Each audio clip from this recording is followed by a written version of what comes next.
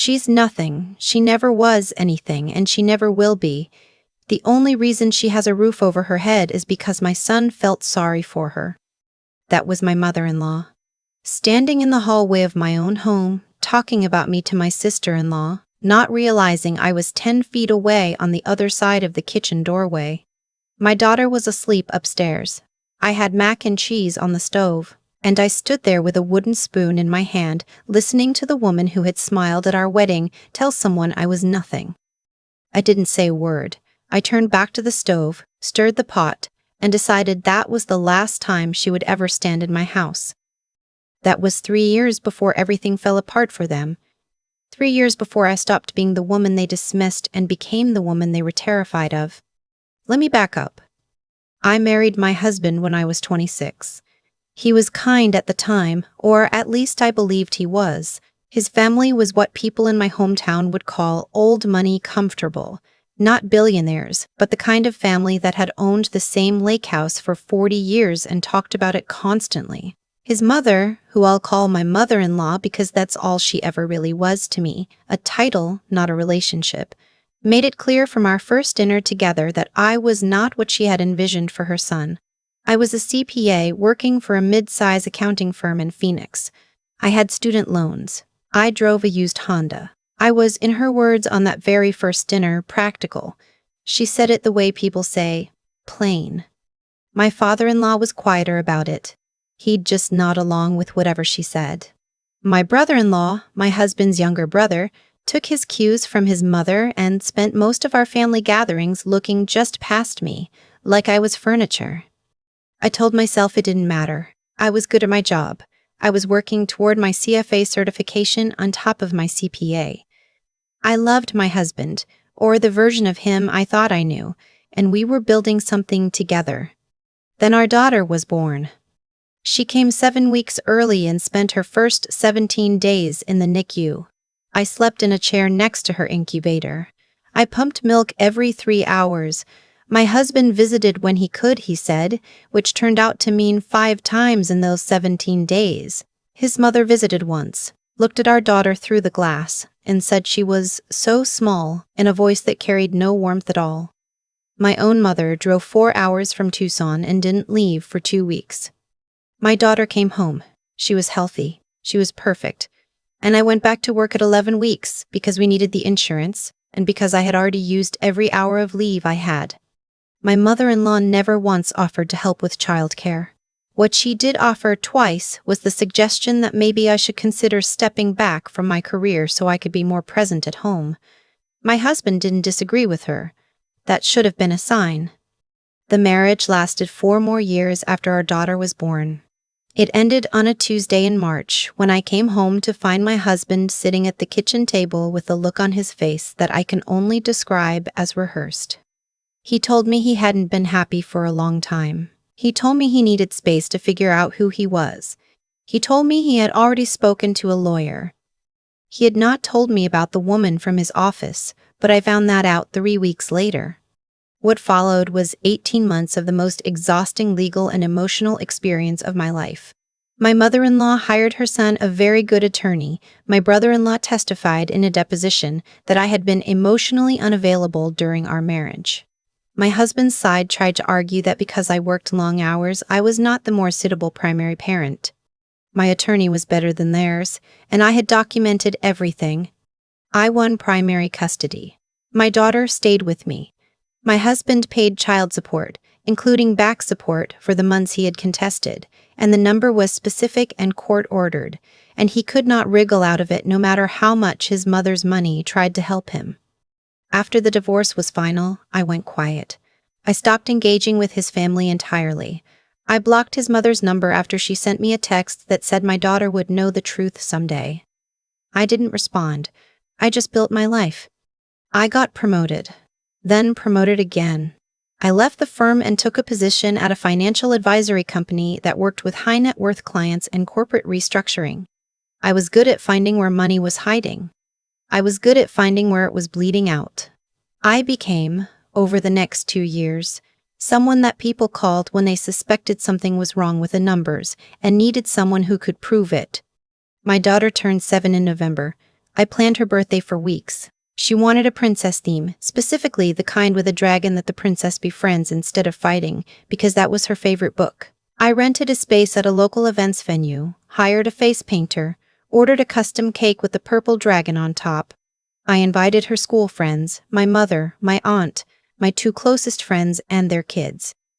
I also, because she asked me to, sent invitations to her father and his family.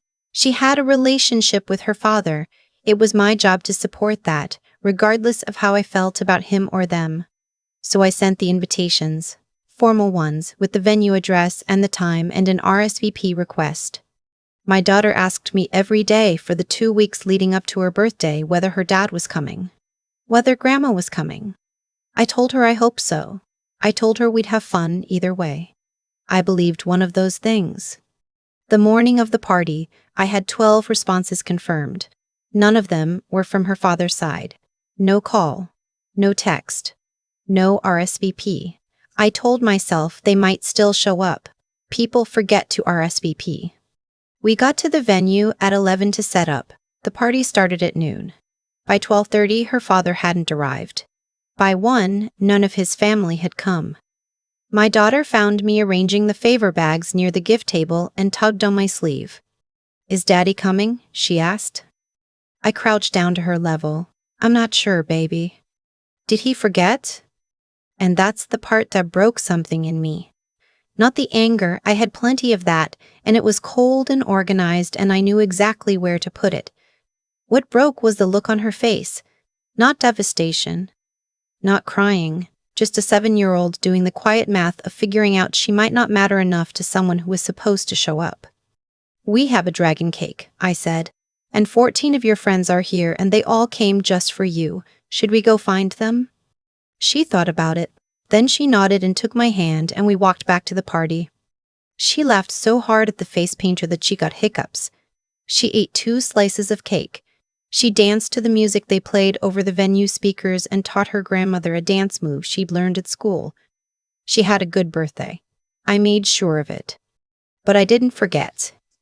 I texted her father that evening after she was asleep. I kept it very short. She asked if you forgot. I didn't know what to tell her. Please communicate with me directly going forward about your intentions so I can prepare her appropriately. He responded the next day. He said something had come up. He said he was sorry. He did not say what had come up, and when I checked his girlfriend's social media, which was public, I saw that they had spent the weekend at a resort in Sedona. Something had come up. I forwarded the text exchange to my attorney and said I wanted it documented. Then I went back to work.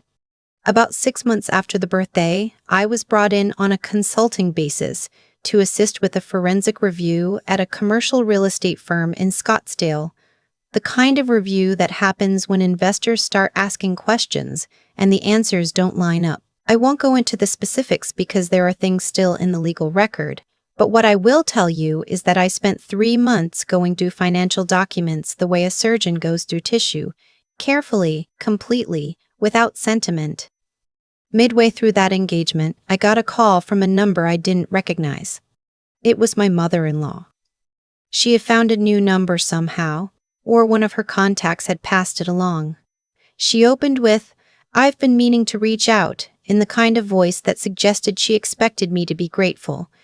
She said she wanted to talk about her granddaughter. She said she felt they hadn't had enough time together, and she would like to arrange regular visits.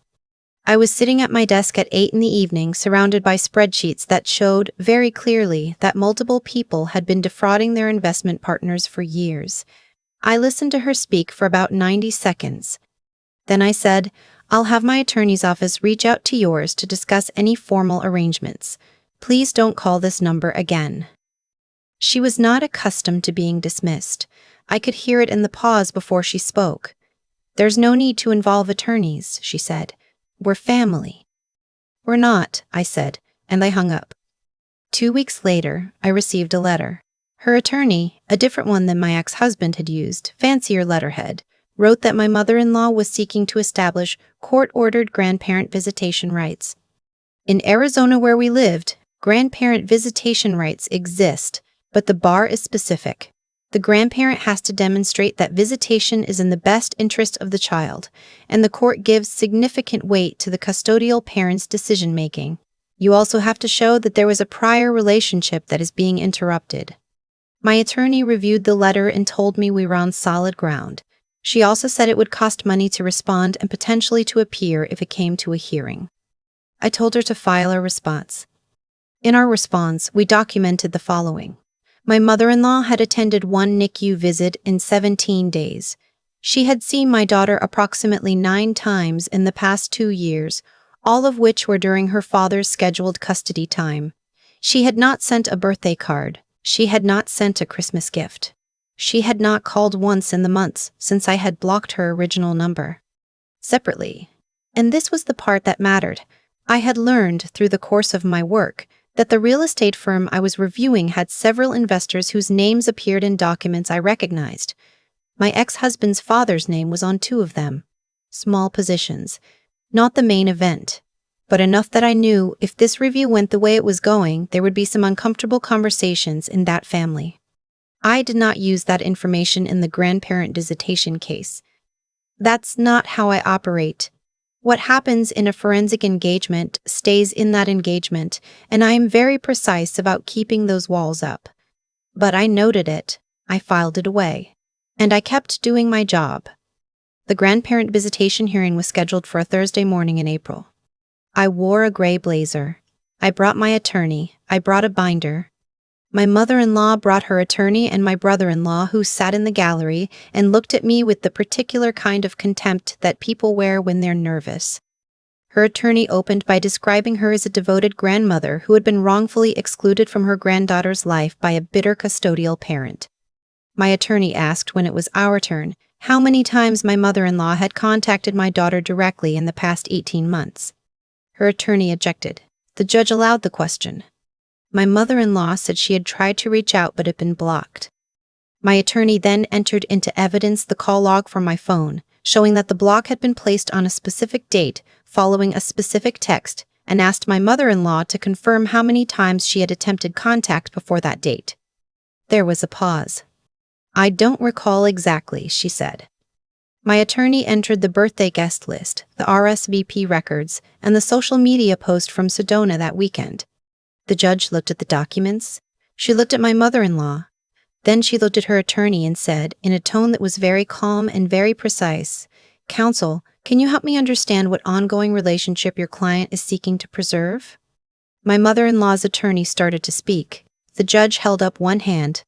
"Because what I'm looking at," the judge said, "suggests that the child's mother has made significant efforts to maintain family relationships, and your client has not reciprocated in any documented way. That's not an interrupted relationship. That's an absent one." The hearing was over in 40 minutes. The petition was denied. My brother-in-law walked past me on the way out. He didn't say anything. He didn't look at me. I watched him push through the courthouse door like a man who had expected a different outcome and couldn't quite process the one he got. My attorney squeezed my arm in the hallway. "That was clean," she said. "I document everything," I said. 3 months after the hearing, the forensic review I had been working on concluded.